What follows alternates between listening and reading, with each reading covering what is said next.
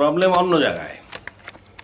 Problem হলো এই যে কোরআনের ভুল ত্রুটি যেই বাইর করবে, কোরআনে কোনো ভুল নাই, পারফেক্ট কোনো ভুল নাই এর মধ্যে। এখন কোরআনের ভুল যে যারা বাইর করে তারা হয় কি কোরআনটাকে ঠিক মতন পড়ে নাই, বা কোরআনটাকে গভীরভাবে চিন্তা করে নাই, কিংবা একটা আয়াত নিয়েই চিন্তা করছে, ওর আগে পিছে কি আছে ওটা আর চিন্তা নাই।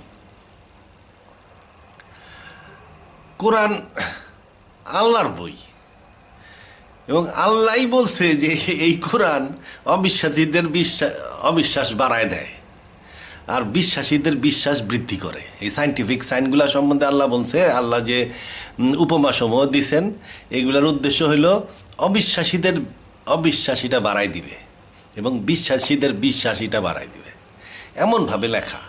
এটাকে ব্যাখ্যা করে প্রমাণ করা যায় যে না কোরআন ভুল কইছে, আবার এইটারে ব্যাখ্যা করে প্রমাণ করা যায় যে কোরআনের মধ্যে বিরাট বিজ্ঞান আছে। আচ্ছা, একই জিনিস। মানে আপনি কোরআনের দিকে যদি অবিশ্বাস নিয়ে যান, কোরআন আপনারে বোধাই বানায় পাঠাই দিবে আর কি। আর যদি আপনি বিশ্বাস নিয়ে যান, ভক্তি শ্রদ্ধা নিয়ে যান, কোরআন আপনাকে শিক্ষা দিবে। মানে কোরআনের কাছে গেলে ভালো ছাত্র হয়ে যাইতে হবে।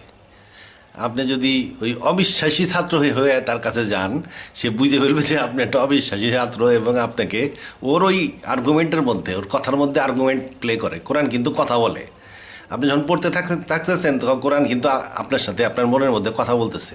ওই কথায় কথায় কোরআন বুঝে ফেলে যে এটা একটা অবিশ্বাসী, ও আপনাকে আরও গুতায় অবিশ্বাসের দিকে না নিয়ে লাস্টে বোধাই বানায় আপনার ছেড়ে দিল আর কি। এই অবস্থা।